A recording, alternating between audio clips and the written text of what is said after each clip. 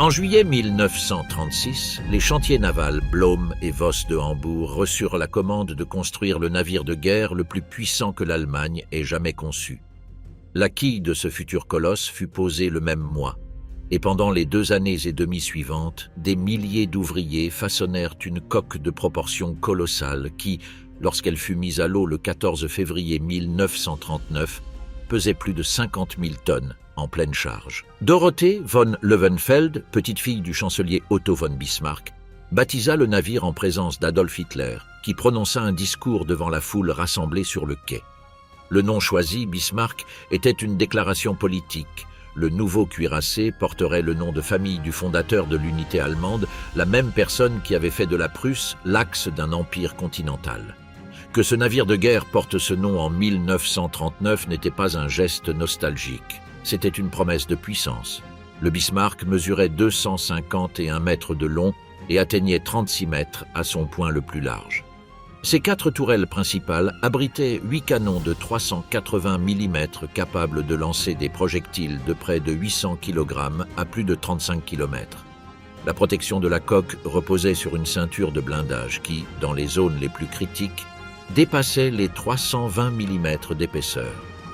Les turbines qui entraînaient ces 3 hélices développaient une puissance de 150-170 chevaux vapeur, suffisante pour atteindre une vitesse de 30 nœuds, soit environ 56 km par heure. Pour mettre cela en perspective, peu de cargos civils de l'époque dépassaient les 15 nœuds. Dans ce contexte, la combinaison blindage, armement et vitesse faisait du Bismarck un adversaire sans équivalent direct dans l'Atlantique. Cependant, la conception du cuirassé comportait une paradoxale structurelle que ses créateurs ne purent totalement résoudre. Le Bismarck était, en essence, une évolution des grands cuirassés de la Première Guerre mondiale, mise à jour avec la technologie disponible dans les années 30, mais sans rompre complètement avec l'architecture navale de cette époque antérieure. Les systèmes de commandement et de contrôle, les centrales de direction de tir et les postes de pilotage étaient regroupés dans la superstructure centrale, une zone que les projectiles ennemis pouvaient atteindre et détruire sans avoir à traverser la ceinture de blindage principale. Dans un combat conventionnel, où les navires adverses tentent de faire exploser la soute à munitions ennemies, le Bismarck était presque invulnérable. Mais si quelqu'un était capable de maintenir un feu soutenu sur son pont et sa superstructure, il pouvait aveugler les yeux et le cerveau du monstre sans parvenir à percer son cœur d'acier. Le navire entra en service actif le 24 août 1940, lorsque le drapeau de combat fut hissé pour la première fois à bord sous le commandement du capitaine Zur See Ernst Lindemann.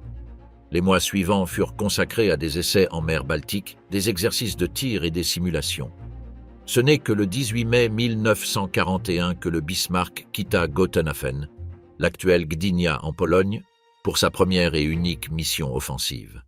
L'opération Rheinübung, dont le nom allemand peut se traduire par « manœuvre du Rhin », consistait à pénétrer dans l'Atlantique Nord avec le croiseur lourd Prinz Eugen et à décimer les convois transportant des fournitures vitales d'Amérique du Nord vers la Grande-Bretagne.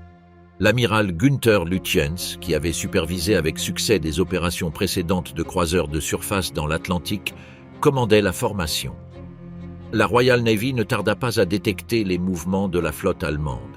Des espions en Norvège transmirent des observations et un avion de reconnaissance de la RAF photographia les 2 navires amarrés dans un fjord norvégien le 21 mai. Lorsque le Bismarck et le Prinz Eugen quittèrent les eaux norvégiennes en direction de l'Atlantique, les croiseurs HMS Suffolk et HMS Norfolk commencèrent à les suivre grâce à leurs radars. Le 24 mai 1941, dans les eaux froides du détroit du Danemark, entre le Groenland et l'Islande, eut lieu l'affrontement qui secoua toute la Grande-Bretagne. Lors de cette bataille, le Bismarck coula le HMS Hood en à peine 8 minutes de combat. Le croiseur de bataille britannique de 48 360 tonnes et considéré comme le navire de guerre le plus élégant de la Royal Navy, fut touché par une salve de projectiles de 380 mm qui pénétrèrent son pont et explosèrent près des magasins de munitions arrière. L'explosion scinda le Hood presque en 2. Sur ses 1418 hommes d'équipage, seuls 3 survécurent. La nouvelle parvint par radio aux navires britanniques dispersés dans l'Atlantique et au public à terre avec l'impact brutal d'une catastrophe annoncée. Winston Churchill, informé, exigea que tous les navires disponibles convergent vers le Bismarck. L'ordre diffusé dans la flotte était simple et catégorique: couler le Bismarck. S'ensuivit l'une des chasses navales les plus intenses de l'histoire. Le Bismarck réussit à échapper momentanément à ses poursuivants pendant plus de 30 heures, période durant laquelle l'incertitude à l'amirauté britannique atteignit des niveaux désespérés. C'est un hydravion Catalina de la RAF qui le localisa à nouveau le 26 mai, alors que le cuirassé se dirigeait déjà vers les ports protégés de la France, occupés sur la côte atlantique. Ce qui l'empêcha d'y parvenir fut une torpille lancée par un ferry Swordfish, le biplan bimoteur que les équipages du porte-avions HMS Ark Royal employaient lors de leurs attaques. L'une de ces torpilles frappa exactement là où personne n'aurait voulu, à la barre arrière.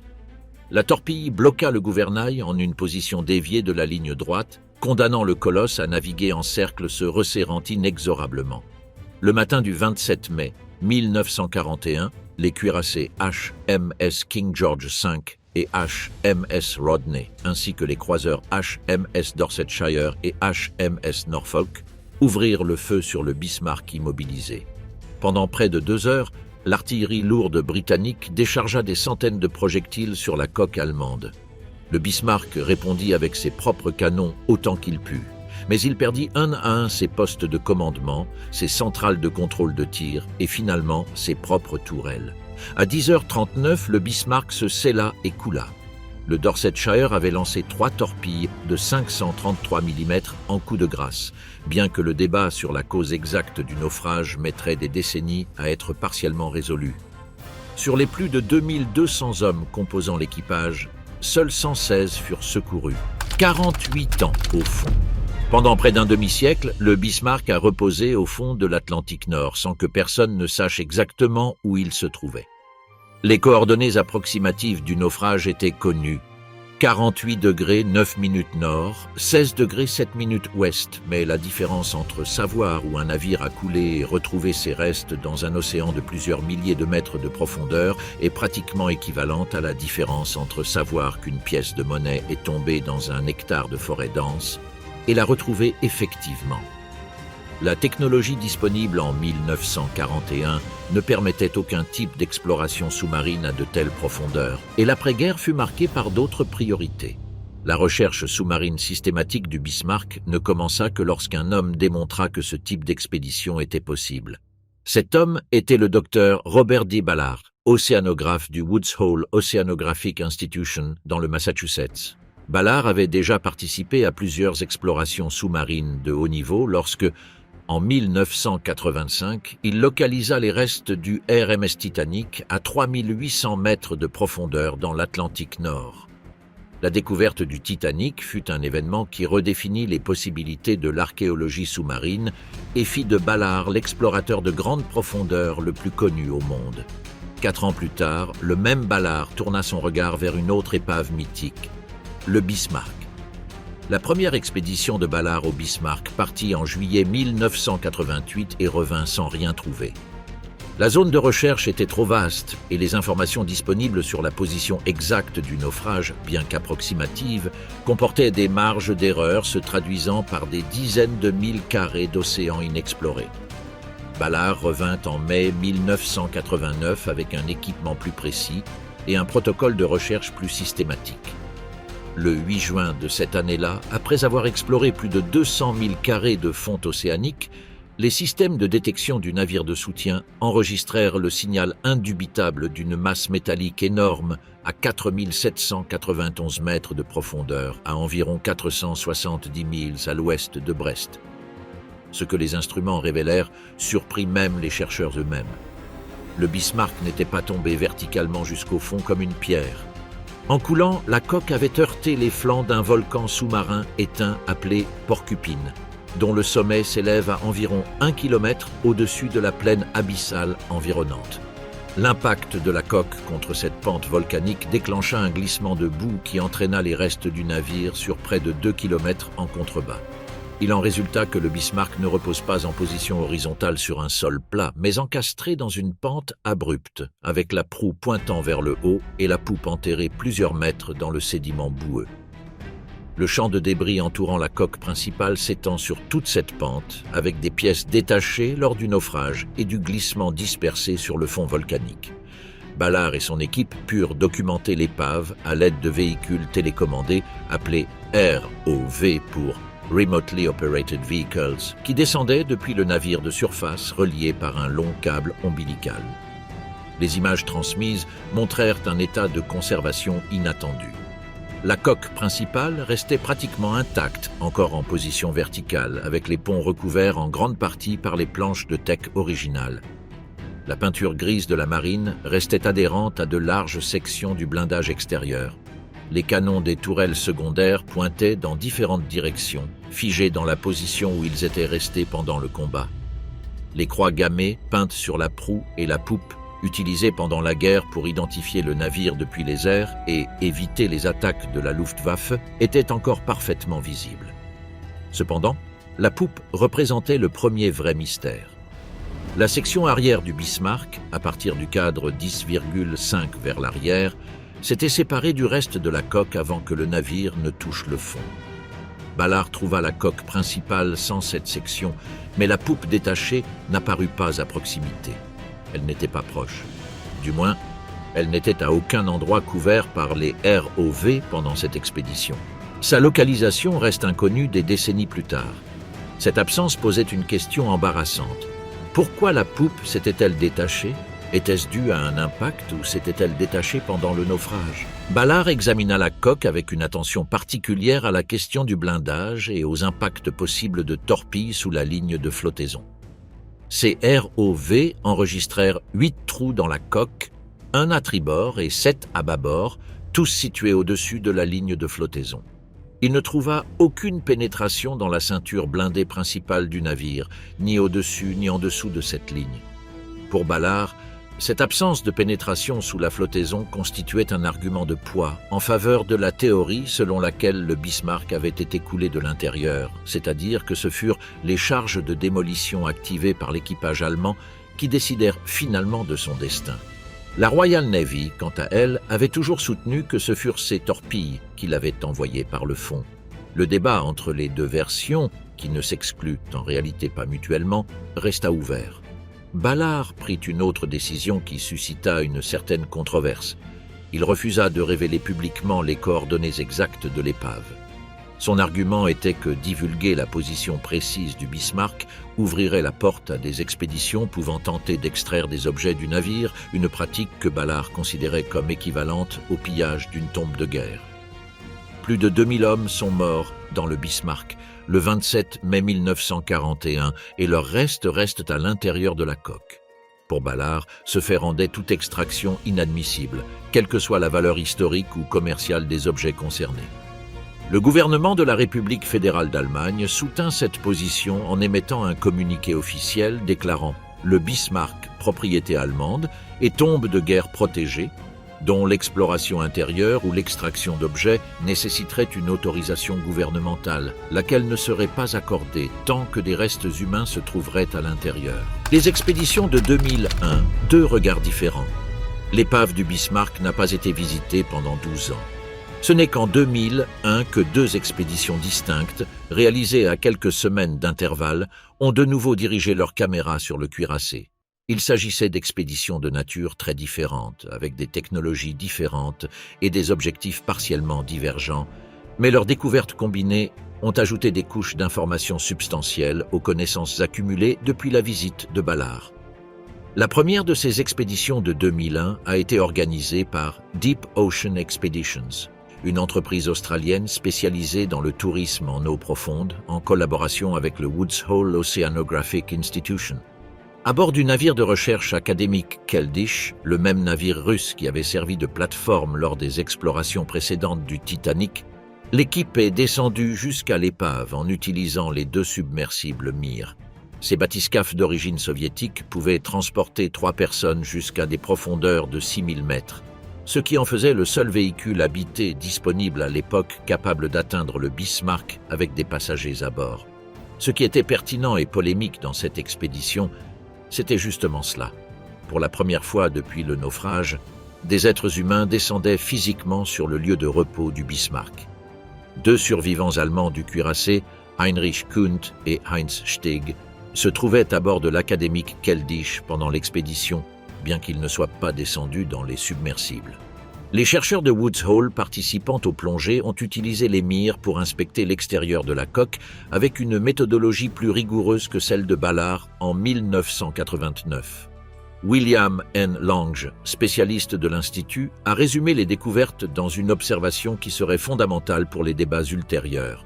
Sur la superstructure et le pont, un grand nombre de trous de projectiles de différents calibres étaient visibles, mais ces impacts disparaissaient pratiquement sur les flancs de la coque et aucun ne pouvait être attribué avec certitude à des impacts de torpilles sous la ligne de flottaison. La ceinture de blindage principale, sur toute l'étendue qu'ils ont pu examiner, apparaissait sans pénétration attribuable au feu britannique. Plusieurs coupures et déchirures d'aspect irrégulier traversant certaines sections de la coque ont été évaluées et attribuées non pas au combat, mais à l'impact contre la pente volcanique et au glissement subséquent. Pour la deuxième expédition de 2001, l'organisation a été assurée par David L. Mearns, directeur de Blue Water Recoveries, qui est arrivé sur l'épave du Bismarck en route vers un objectif principal différent. Les restes du HMS Hood, le croiseur de bataille britannique coulé par le Bismarck dans le détroit du Danemark. L'expédition, financée par la chaîne britannique Channel 4 et soutenue par la Royal British Legion, la Royal Naval Association et le ministère de la Défense du Royaume-Uni, entre autres organismes, a utilisé le navire Northern Horizon, équipé d'un ROV appelé Magellan 725, relié au navire par un câble ombilical. Ce système, commandé à distance depuis le pont, incorporait un sonar, des caméras haute définition pour l'époque et des projecteurs puissants pour l'éclairage sous-marin. Le 9 juillet 2001, les premières images du Bismarck captées par le Magellan 725 ont été transmises à la surface. L'équipe de Mearns a effectué 3 plongées sur l'épave et mené ce qu'ils ont décrit comme un examen médico-légal systématique de tous les dommages extérieurs visibles sur la coque. Impact de projectiles, point d'entrée de torpilles et traces du naufrage. Leurs conclusions concordaient à plusieurs égards avec celles de l'expédition Woods Hole du mois précédent, tout en ajoutant quelques observations spécifiques. Les chercheurs ont localisé la fameuse pénétration qu'un projectile du HMS Prince of Wales avait ouverte dans la proue du Bismarck lors du combat dans le détroit du Danemark, un impact que certaines descriptions antérieures de l'épave avaient mis en doute. Ils ont également identifié pour la première fois la position exacte de la tourelle de commandement, la superstructure du poste de pilotage. Concernant les torpilles, l'équipe de Mearns a trouvé ce qu'elle a décrit comme plusieurs ouvertures de grande taille dans la partie inférieure de la coque, en dessous de la ceinture blindée. Ces ouvertures présentaient un aspect différent des impacts de projectiles documentés sur la superstructure. Les bords étaient déformés vers l'extérieur, ce qui pourrait indiquer que l'expansion causée par une explosion de torpilles avait élargi les points d'entrée. L'équipe a interprété ces zones comme les localisations possibles des impacts de torpilles du Dorsetshire, tout en reconnaissant également que le glissement ultérieur de la coque sur la pente volcanique aurait pu aggraver ou déformer l'apparence originale de ces zones. À la fin des plongées sur le Bismarck, l'expédition de Mearns a déposé sur la superstructure de l'épave une plaque commémorative avec les noms de tous les morts gravés sur un CD logé à l'intérieur. Le tableau qui émergeait des 2 expéditions de 2001 était le suivant. L'extérieur du Bismarck montrait des dommages massifs sur la superstructure et les zones de pont non blindées, cohérents avec le bombardement intense d'artillerie décrit par les témoignages des survivants et les archives historiques. Le blindage principal avait résisté remarquablement bien. Mais la question de savoir si l'eau ayant rempli les compartiments du navire était entrée par des impacts de torpilles sous la ligne de flottaison ou par des fissures et déformations induites par les charges de démolition elles-mêmes restait sans réponse définitive. James Cameron est le premier regard à l'intérieur. Au printemps 2002, le réalisateur de cinéma James Cameron arriva dans l'Atlantique Nord à bord de l'académique Keldysh avec le même matériel qu'il avait utilisé pour explorer le Titanic. Les bathyscaphes, mires et une série de véhicules robotiques de petite taille capables de manœuvrer dans des espaces confinés. Cameron avait déjà passé plus de 50 heures à piloter des ROV sur les restes du Titanic lors de ses préparatifs pour le film de 1997. et cette expérience l'avait transformé en quelque chose de plus qu'un simple réalisateur intéressé par des images spectaculaires. Il était devenu un chercheur méthodique ayant accès à une technologie de pointe. L'expédition sur le Bismarck, produite pour Discovery Channel et diffusée en décembre 2002, avait un objectif explicite que aucune expédition précédente n'avait pu atteindre, pénétrer à l'intérieur du cuirassé. Cameron effectua un total de 7 plongées sur l'épave, reposant à 4791 mètres de profondeur sur une pente volcanique de l'Atlantique oriental. À chaque plongée, l'équipe combinait les mouvements du Mir pour inspecter l'extérieur de la coque avec le déploiement de ROV plus petits qui pénétraient dans les zones accessibles de l'intérieur. Ce que les caméras capturèrent lors de ces sessions fut, à bien des égards, plus surprenant que n'importe quelle image extérieure. Les quartiers de l'équipage montraient des couchettes métalliques encore à leur position originale, à peine déformées par les 60 années écoulées. La salle de codage, où les opérateurs radio déchiffraient et chiffraient les messages de la flotte, conservait ses tables et son équipement. Dans la salle des machines, les turbines restaient en place, bien qu'entourées par les sédiments qui s'étaient infiltrés à travers les fissures de la coque. D'un point de vue scientifique, les contributions les plus significatives de Cameron furent deux. La première consistait à fournir les premières images des dommages causés par la torpille qui paralysa le gouvernail du Bismarck. La torpille du Swordfish de l'Arc Royal, qui scella le destin du cuirassé en immobilisant son gouvernail le 26 mai 1941 dans l'après-midi, avait touché la zone de la poupe. Cameron conduisit ses ROV à cette section et documenta en détail la déformation de la coque et de la zone du gouvernail, confirmant que la torpille avait causé des dommages structurels sévères à cet endroit précis mais sans pénétrer dans l'espace intérieur du navire. L'explosion avait agi sur la caisse du gouvernail depuis l'extérieur.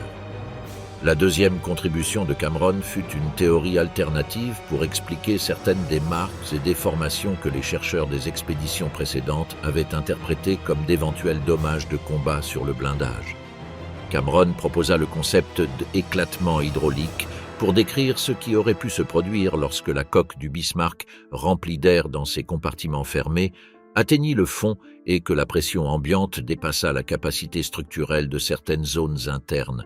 Selon cette hypothèse, la ceinture de blindage principale résista à la pression extérieure, mais les forces internes générées par l'effondrement des compartiments la déformèrent et l'ouvrirent à certains points de l'intérieur vers l'extérieur.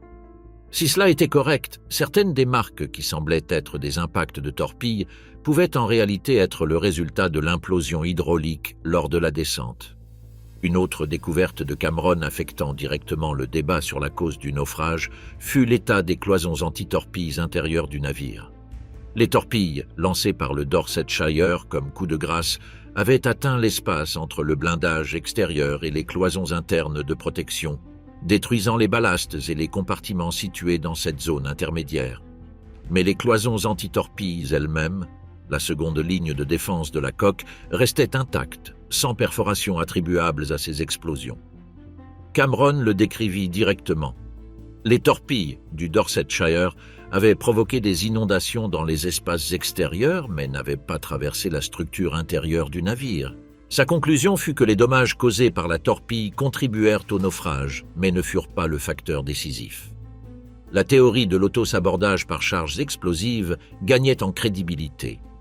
Au-delà du débat technique, l'expédition de Cameron produisit quelque chose d'aussi précieux, des images de l'intérieur d'un cuirassé de la Seconde Guerre mondiale dans son état réel de conservation, sans restauration ni reconstruction.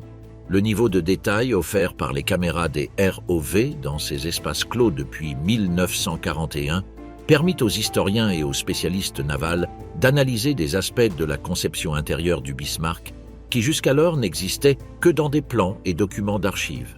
L'expédition fut récompensée par un Emmy en 2003 pour son montage sonore, mais son héritage le plus durable fut scientifique, non cinématographique. Le mystère du naufrage. Peu de questions dans l'histoire navale du XXe siècle ont suscité autant de débats soutenus que celles relatives à la cause exacte du naufrage du Bismarck. Le débat n'est pas purement académique. Il implique des questions de fierté nationale, de précision historique et de compréhension technique des limites de l'armure navale de l'entre-deux-guerres. Et ce qui complique particulièrement l'analyse, c'est qu'aucune des deux principales théories, celle du naufrage par le feu britannique et celle de l'auto-sabordage par les charges allemandes, n'excluent nécessairement l'autre. La version officielle britannique, soutenue depuis 1941 et jamais formellement modifiée, attribuait le naufrage aux torpilles lancées par le HMS Dorsetshire. Les deux premières torpilles ont frappé la coque par tribord et la troisième par bâbord. Avec les centaines de projectiles d'artillerie que le Rodney, le King George V, le Norfolk et le Dorsetshire avaient tirés pendant la bataille, les torpilles auraient complété le processus d'ouverture de la coque et permis l'entrée massive d'eau. Dans cette version, le Bismarck a coulé parce que les Britanniques l'ont coulé, la version allemande, articulée principalement par les survivants du navire et en particulier par le lieutenant Burkhard von Müllenheim-Reichberg, qui a écrit ses mémoires sur le combat et fut l'un des défenseurs les plus actifs de la dignité de l'équipage du Bismarck dans l'après-guerre, soutenait que la décision finale avait été prise par les Allemands eux-mêmes. Selon cette version, lorsqu'il est devenu clair que le navire ne pouvait plus manœuvrer et que la reddition n'était pas une option que l'amiral Lutyens était prêt à envisager, les ingénieurs et techniciens ont ouvert les vannes d'inondation et activé les charges de démolition dans la salle des machines et à d'autres points critiques de la coque. L'eau serait donc entrée non seulement par les impacts des projectiles et des torpilles, mais aussi par ces ouvertures délibérées, et le Bismarck aurait chaviré et coulé avant que le feu britannique ne puisse le faire à lui seul. Les expéditions sur l'épave n'ont pas résolu le débat de manière définitive, mais elles ont fourni des preuves permettant de construire une image plus nuancée. L'absence de pénétration de la ceinture blindée principale, confirmée par les expéditions de Ballard, celles de Woods Hole et celles de Cameron, est significative. Le Bismarck a reçu entre 300 et 400 impacts de projectiles pendant la bataille, un nombre qui, en termes absolus, semble écrasant. Mais la plupart de ces projectiles ont touché des zones de ponts, de superstructures et de structures secondaires. Les canons de 406 mm du Rodney, les plus puissants de toute la Royal Navy à l'époque, tiraient à une distance si courte dans les phases finales du combat que leurs projectiles pénétraient la coque avec un angle presque plat, traversaient d'un côté à l'autre et sortaient sans exploser complètement. L'armure de la ceinture, conçue pour résister aux impacts à haute énergie, avait donc rempli sa fonction. Si la ceinture a tenu, la question est de savoir comment l'eau a pu pénétrer suffisamment pour couler un navire de ce tonnage. Les réponses possibles ne sont pas exclusives. Premièrement, les torpilles du Dorsetshire ont atteint des zones sous la ceinture ou aux extrémités du navire où l'armure était moins épaisse, ouvrant des voies d'entrée d'eau que les systèmes de pompage ne pouvaient plus contrôler, car le personnel était mort ou blessé. Deuxièmement, les charges de démolition activées par l'équipage ont ouvert de l'intérieur plusieurs points de la coque qui, ajoutés aux dommages existants, ont accéléré le processus d'inondation jusqu'au point de non-retour. Troisièmement, proposé par Cameron, la combinaison des dommages de combat, de l'inondation délibérée et de l'impact hydraulique ultérieur contre la pente volcanique ont contribué conjointement, sans qu'aucun facteur isolé soit responsable à lui seul. Un détail qui est devenu clair avec les expéditions est l'aspect du Bismarck au moment où sa coque a touché la pente volcanique. Le navire est descendu avec les compartiments pour la plupart déjà inondés, ce qui expliquerait pourquoi Ballard n'a pas trouvé les marques d'implosion que laissent normalement sur le fond marin les coques qui descendent avec des poches d'air à l'intérieur. Lorsqu'il y a des compartiments remplis d'air et que la coque atteint des profondeurs où la pression extérieure est extrêmement supérieure, la différence de pression écrase la coque vers l'intérieur de manière violente et caractéristique. Cela ne s'est pas produit avec le Bismarck. La coque était déjà inondée avant d'atteindre le fond. Ce fait ne détermine pas si l'eau est entrée par des dommages de combat ou par des charges de démolition, mais il indique que l'équipage n'est pas mort dans une coque encore étanche. Les hommes qui ont survécu au combat ont cohabité avec l'eau pénétrante. L'état de conservation actuel de l'épave, à plus de 4000 mètres de profondeur, dans des conditions d'obscurité totale, de pression écrasante et de température proche de 2 degrés Celsius caractéristique du fond de l'Atlantique à cette profondeur, la corrosion agit différemment de ce qu'elle fait en eau peu profonde. L'absence de lumière empêche la photosynthèse et réduit drastiquement l'activité biologique aérobie. Les courants sont minimes. L'oxygène dissous dans l'eau existe, mais en faible concentration. Le résultat est que l'acier d'un navire coulé dans ces conditions se détériore, mais à un rythme beaucoup plus lent que dans la mer de surface. Les expéditions qui ont inspecté l'épave s'accordent à décrire un état de conservation étonnamment bon pour un navire reposant depuis plus de 80 ans au fond de l'océan. Les ponts en teck restent en place sur de larges sections du navire. La peinture extérieure persiste sur des parties de la coque qui n'ont pas été exposées au feu britannique. Les croix gammées à la proue et à la poupe restent visibles. Les détails de la superstructure, depuis les bites d'amarrage jusqu'au support des grues pour hydravions, se conservent avec une netteté qui attire l'attention de quiconque observe les images des ROV. Cependant, le Bismarck n'est pas à l'abri du temps. Les zones de pont ayant subi des impacts directs pendant le combat présentent des déformations irréversibles et des structures effondrées. Les toits des tourelles d'artillerie principales montrent des fissures et des affaissements. La superstructure, qui fut la zone la plus touchée durant le combat, offre un aspect de chaos figé. Métaux tordus, passages bloqués par des débris, ouvertures là où il y avait auparavant un blindage. Dans certaines sections intérieures, accessibles au ROV de Cameron, les sédiments ont pénétré de plusieurs décimètres et ont rempli des espaces qui étaient vides en 1941.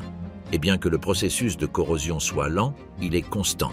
Les scientifiques estiment que dans plusieurs centaines d'années, probablement entre 500 et 1000 ans, la coque aura perdu suffisamment d'intégrité structurelle pour s'effondrer progressivement. L'écosystème entourant l'épave est également intéressant. À ses profondeurs, toute surface solide sur le fond océanique agit comme un récif artificiel, attirant des organismes qui autrement ne trouveraient pas de substrat où s'établir sur la plaine abyssale. Les ROV ont documenté la présence de crustacés des grandes profondeurs, de poissons abyssaux, d'éponges et de coraux d'eau froide accrochés à diverses parties de la coque. Le champ de débris qui s'étend sur le kilomètre séparant le point d'impact initial du lieu de repos final du navire est colonisé par une variété d'organismes ayant trouvé dans ces métaux tordus un substrat inattendu dans un environnement qui offrirait autrement peu de surface disponible. Le champ de débris contient des pièces d'identification sans équivoque. Le mât de hunier du Bismarck, sa cheminée, plusieurs télémètres démontés lors du naufrage ou du glissement, des douilles de projectiles, des fragments de la structure des passerelles secondaires et des composants des systèmes d'armes sont dispersés sur le fond volcanique. Les chercheurs de l'expédition de Mearns ont identifié certaines de ces pièces et les ont incorporées au plan du champ de débris accompagnant leur rapport. Le champ de débris constitue en soi un enregistrement physique de la séquence de désintégration du Bismarck. Ce qui est tombé en premier se trouve plus en amont de la pente et ce qui est tombé plus tard, lorsque la coque avait déjà glissé jusqu'à sa position actuelle, est plus proche de l'épave principale.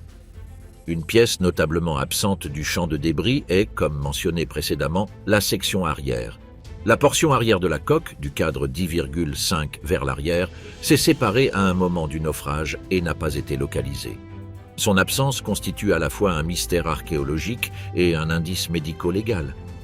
La zone de la poupe a été précisément l'endroit où a frappé la torpille qui a immobilisé le gouvernail.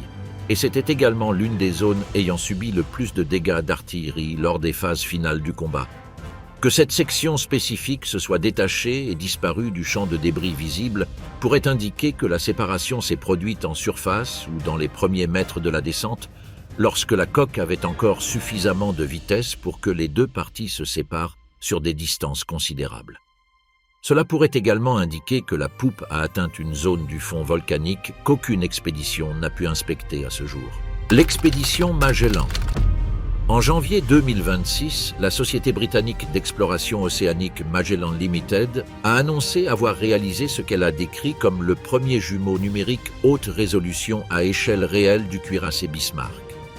L'annonce est survenue à peine 3 ans après que la même société avait lancé un projet équivalent pour le Titanic, dont l'exploration complète en 2022 avait généré plus de 700 000 images et produit un modèle tridimensionnel permettant de parcourir virtuellement l'épave avec une précision millimétrique. Avec le Bismarck, Magellan faisait face à un défi technique considérablement plus important. Le cuirassé allemand repose presque 1 kilomètre plus profondément que le Titanic, la pression à ses profondeurs est substantiellement plus élevée et le versant volcanique incliné sur lequel repose la coque compliquent de manière significative le déploiement et la récupération des véhicules autonomes. La méthodologie employée par Magellan pour le Bismarck consistait en le déploiement de systèmes avancés de cartographie des eaux profondes, d'imagerie optique haute résolution et de reconstruction photogrammétrique à grande échelle. Les véhicules utilisés, suivant la même philosophie que pour le Titanic, sont des ROV de dernière génération, capables d'opérer à ces profondeurs avec un éclairage propre et la capacité de capturer des images en vidéo et en photographie haute définition. La photogrammétrie, qui consiste à reconstruire tridimensionnellement une scène à partir de la combinaison de milliers de photographies prises sous des angles différents, avait démontré son potentiel avec le Titanic et a été appliquée ici selon la même logique. Couvrir chaque centimètre de la coque, de la superstructure et du champ de débris environnant avec suffisamment d'images superposées pour générer un modèle 3D d'une précision millimétrique. Le résultat est un jumeau numérique navigable. Une réplique photoréaliste de l'épave, dans son état actuel, permettant à tout chercheur ou utilisateur d'explorer virtuellement le Bismarck, comme s'il se trouvait sur le fond marin à côté de la coque, avec l'orientation, l'échelle, les motifs de dommages et le terrain environnant reproduits avec exactitude. Selon Magellan, la fidélité du modèle permet de reconstruire la dernière bataille du Bismarck avec un niveau de détail sans précédent. Les impacts individuels de projectiles et de torpilles, les schémas de défaillance structurelle progressive et les déformations de la coque sont enregistrés avec précision millimétrique sur la surface du modèle, ce qui permet pour la première fois de retracer la séquence des dommages de manière spatiale et chronologique en se basant directement sur les preuves physiques et non sur des inférences provenant de témoignages. Le champ de débris entourant la coque principale a également été cartographié dans son intégralité. Des tourelles d'artillerie détachées lors du naufrage, des sections de blindage, des douilles, des fragments de la structure du pont de l'amiral et de nombreux éléments auparavant non documentés ont été cartographiés dans leur contexte, avec leurs positions relatives à la coque préservées avec exactitude. La trajectoire des débris s'étend sur environ 1 km depuis le point de premier contact avec le fond, jusqu'à la position de repos actuelle du navire, et la carte de cette distribution contient des informations sur la séquence de désintégration que les expéditions précédentes, avec leurs inspections partielles et fragmentées, n'avaient pas pu capturer de manière systématique. La société a annoncé que le jumeau numérique du Bismarck serait progressivement accessible au public via sa plateforme d'exploration virtuelle VROV Pilot, disponible sur Steam, avec des plans supplémentaires pour lancer des versions sur applications mobiles pour Android et iOS permettant d'explorer l'épave en réalité augmentée en superposant le modèle tridimensionnel sur l'environnement réel à différentes échelles, depuis l'immersion 1 à 1 jusqu'aux versions de bureau. L'objectif déclaré est de rendre l'épave accessible à un public mondial tout en préservant l'intégrité scientifique et le respect de ce que le site représente comme tombe de guerre. L'implication technique et médico-légale la plus importante du jumeau numérique de Magellan est qu'il permet de comparer les motifs de dommages du Bismarck avec des simulations informatiques des trajectoires des projectiles et torpilles documentées dans les archives historiques. Si la position d'un trou dans la coque, sa taille, la direction de déformation de ses bords et sa localisation relative aux positions des navires britanniques au moment documenté du combat correspondent à ce qu'un projectile ou une torpille d'un calibre et d'une vitesse déterminée aurait produit, il est possible d'attribuer ce dommage spécifique à une action spécifique avec un niveau de confiance qu'aucune analyse visuelle directe ne pouvait fournir. C'est de l'archéologie médico-légale sous-marine appliquée à l'histoire militaire, avec une résolution de données qui aurait été techniquement impossible à atteindre à ces profondeurs il y a 10 ans. Les mystères qui restent encore sans réponse. Malgré tout ce que les expéditions ont révélé, le Bismarck conserve encore un nombre significatif d'énigmes non résolues. Certaines sont de nature médico-légale et affectent directement la compréhension historique du combat. D'autres sont plus fondamentales et touchent aux limites de ce que la technologie actuelle permet de découvrir dans des conditions de profondeur abyssale. La plus persistante de ces énigmes est la localisation de la poupe. Cette partie arrière de la coque qui contient la zone où le torpille du Swordfish a frappé et où se trouvaient les mécanismes de gouvernail du navire s'est séparée du reste de la coque à un moment donné et n'a été localisée dans aucune des expéditions effectuées à ce jour. La cartographie du champ de débris réalisée par Magellan pourrait apporter des éclaircissements si l'analyse détaillée de la carte révèle la présence de la section dans une zone du fond volcanique que les ROV précédents n'avaient pas pu couvrir. Cependant, dans l'annonce publique de janvier 2026, il n'a pas été fait référence de manière explicite à la localisation de la poupe disparue, ce qui suggère que le mystère pourrait persister même avec la cartographie la plus complète effectuée jusqu'à aujourd'hui. Le débat sur la cause finale du naufrage n'a pas non plus été tranché avec certitude absolue malgré toutes les preuves accumulées.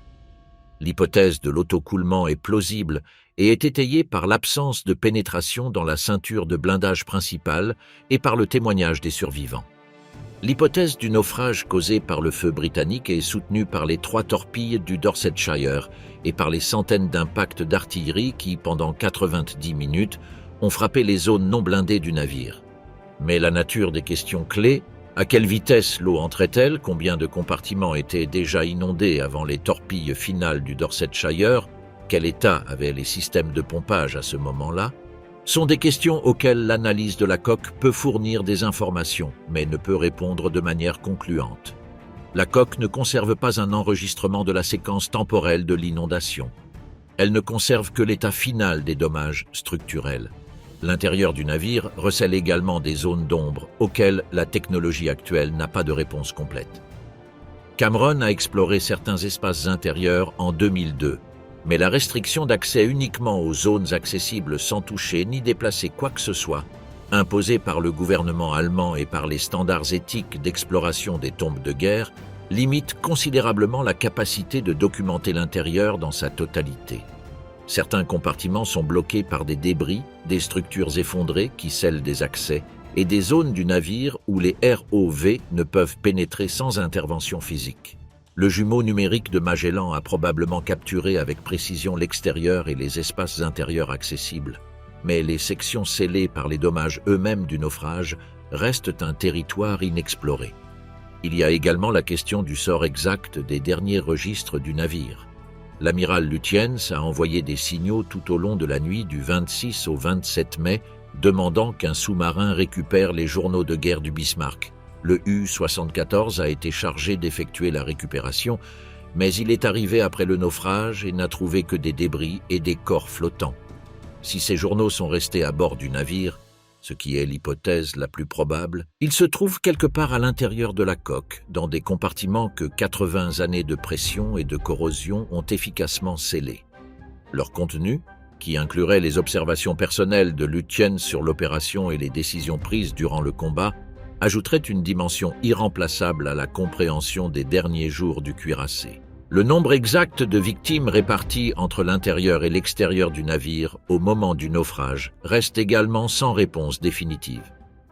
Les 2200 hommes de l'équipage du Bismarck sont morts en 2 phases. Certains pendant le combat, atteints par des projectiles à l'intérieur du navire ou sur le pont, et d'autres après le naufrage, dans les eaux froides de l'Atlantique, attendant des secours qui, pour la plupart, n'arrivèrent pas. Les 116 survivants récupérés, 86 par le Dorsetshire, 25 par le destroyer HMS Maori et 3 autres par un sous-marin allemand et un navire météorologique, ne représentaient que 5% de l'équipage total. Le reste, plus de 2100 hommes, reposent au fond de l'Atlantique, la majorité à l'intérieur de la coque, certains dans le champ de débris, d'autres dispersés par les courants durant les jours qui ont suivi le naufrage. C'est ce qui rend les discussions sur l'exploration ou la récupération d'objets du Bismarck éthiquement si complexes. Les problèmes juridiques et éthiques entourant le Bismarck.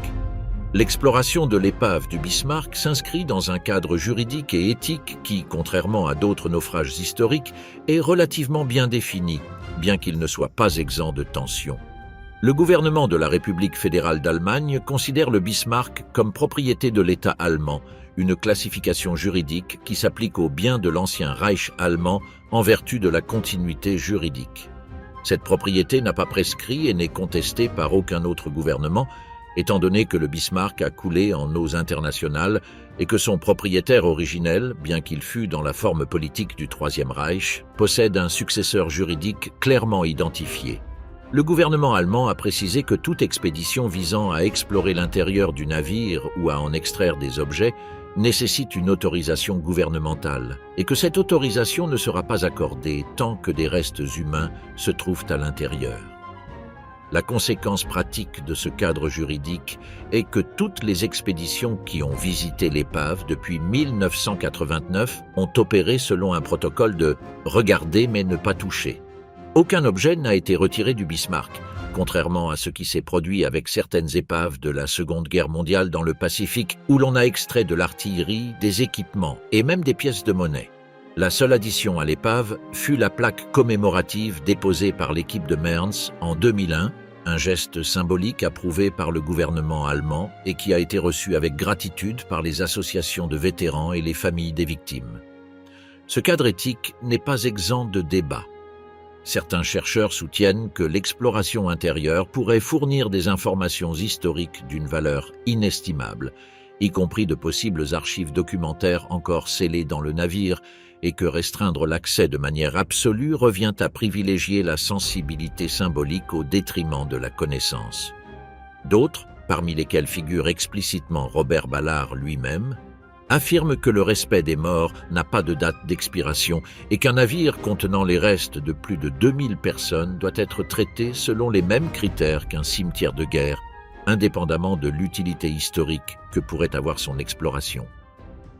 La technologie des jumeaux numériques, comme celle appliquée par Magellan, offre une solution partielle à ce dilemme. S'il est possible de cartographier l'extérieur de l'épave avec une résolution millimétrique sans rien toucher ni pénétrer l'intérieur, on obtient une quantité énorme d'informations médico-légales et historiques sans compromettre le statut éthique du site. Le modèle numérique permet aux historiens et scientifiques de réaliser des mesures, de comparer des schémas de dommages et de construire des simulations sans intervention physique sur la coque. C'est une méthode de recherche qui respecte les limites éthiques tout en repoussant les frontières de ce qui peut être connu. Cependant, le jumeau numérique ne résout pas tous les problèmes. Il ne peut pas capturer ce qui se trouve derrière des parois d'acier scellées. Il ne peut pas documenter l'intérieur des compartiments inaccessibles. Il ne peut pas lire les registres qui pourraient exister à l'intérieur.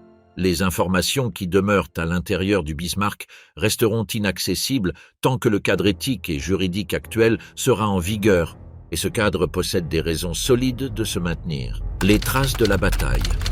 Le parcours à travers toutes les expéditions sur le Bismarck, depuis la première découverte de Ballard en 1989 jusqu'aux jumeaux numériques de Magellan en 2026, permet de reconstituer une image plus précise de ce qui s'est passé le 27 mai 1941 que celle fournie par les seuls témoignages écrits.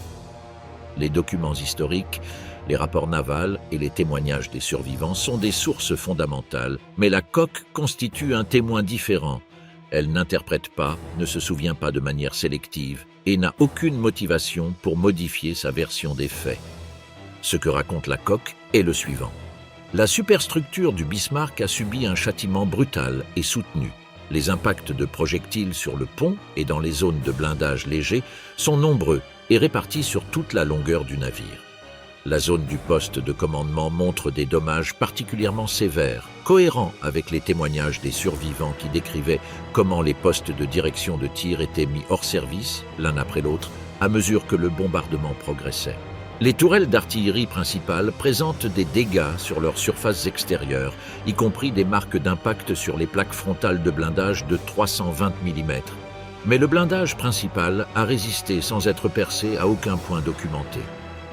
Cette résistance du blindage principal est cohérente avec les témoignages allemands, qui décrivaient comment les projectiles britanniques ricochaient sur les surfaces blindées ou les traversaient latéralement à une distance si courte que la trajectoire ne permettait pas une pénétration efficace. L'impact du torpille du Swordfish sur la zone de la barre a été directement documenté par Cameron et confirmé par les mesures de l'équipe de Magellan.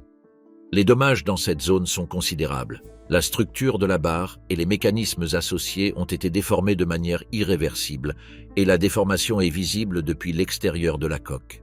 Ce dommage spécifique, causé par un unique torpille de 18 pouces tiré depuis un biplan ancien, a été le facteur qui a transformé un navire de guerre de 50 000 tonnes en cible stationnaire. Sans ce torpille, l'histoire de la bataille aurait été différente. Les marques du torpille du Dorsetshire ont généré plus de controverses dans leur interprétation. Les grandes ouvertures trouvées dans la partie inférieure de la coque par l'équipe de Mearns et ensuite cartographiées avec plus de précision par Magellan présentent des bords qui suggèrent une expansion explosive. Mais la déformation ultérieure causée par le glissement de la coque sur le flanc volcanique complique une attribution certaine. La direction des bords de certaines de ces ouvertures pointe vers l'extérieur, ce qui pourrait indiquer que l'explosion s'est produite de l'intérieur, comme ce serait le cas d'une charge de démolition, ou de l'extérieur, avec une force suffisante pour déformer le métal vers l'extérieur après l'explosion initiale. La distinction entre ces deux scénarios est techniquement subtile et l'état actuel de la coque ne permet pas de la résoudre avec les méthodes disponibles.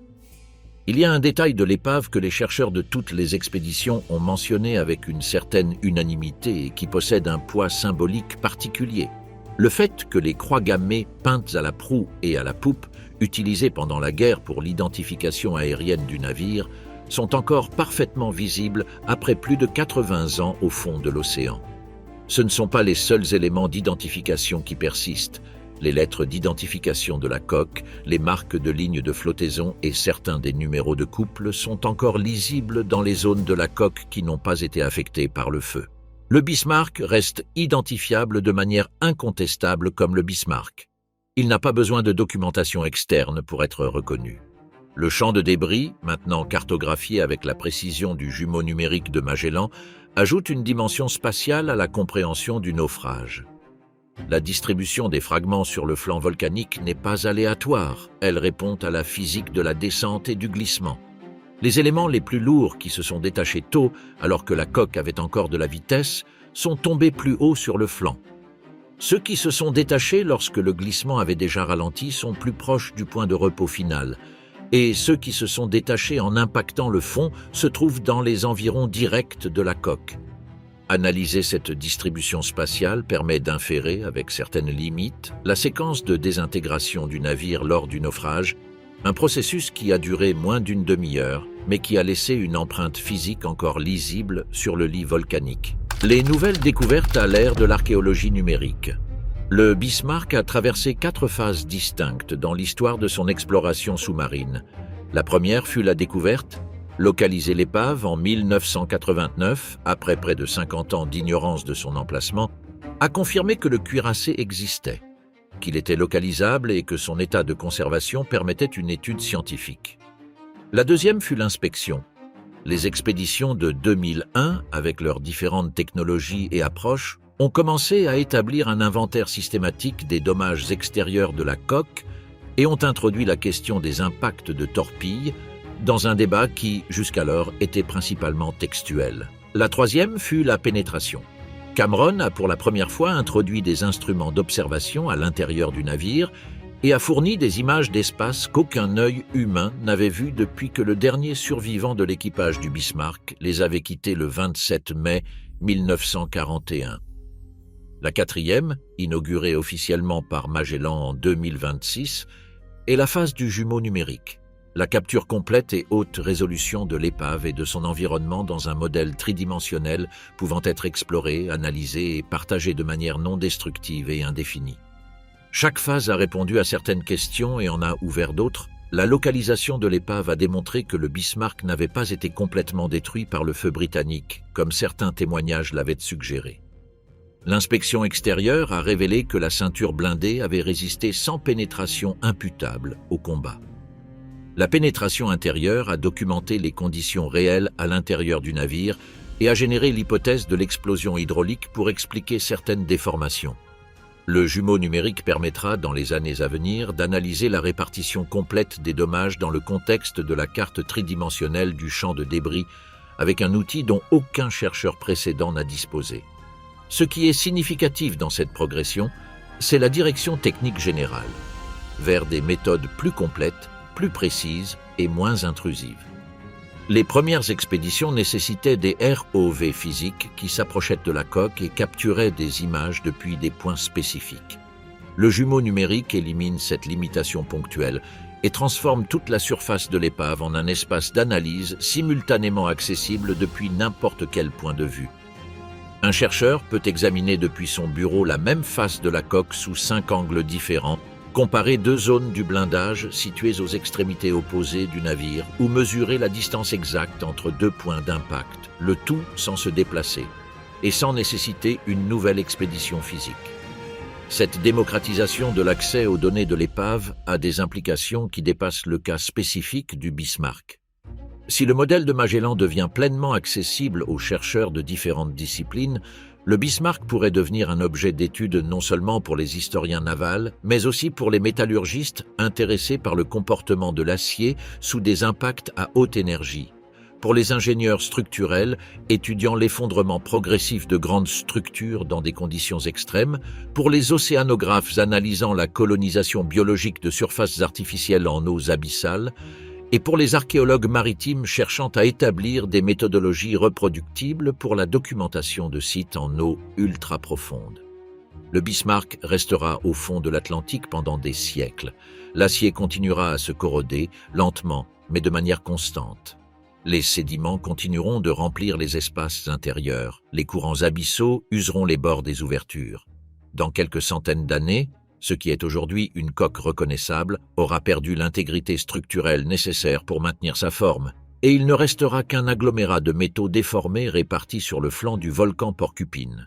Le jumeau numérique que Magellan a achevé en 2026 est, entre autres, une capture du Bismarck tel qu'il était à ce moment-là, un enregistrement permanent de l'état d'une épave dont la détérioration ne s'arrêtera pas et qui, à un moment futur, aura changé au-delà de toute reconnaissance.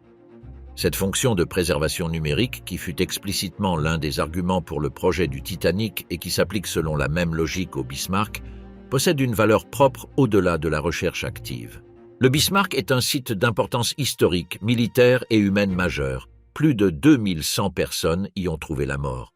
Le navire a représenté, durant ses 4 jours de vie opérationnelle, l'apogée du design naval d'une époque qui s'est terminée dans cette même guerre.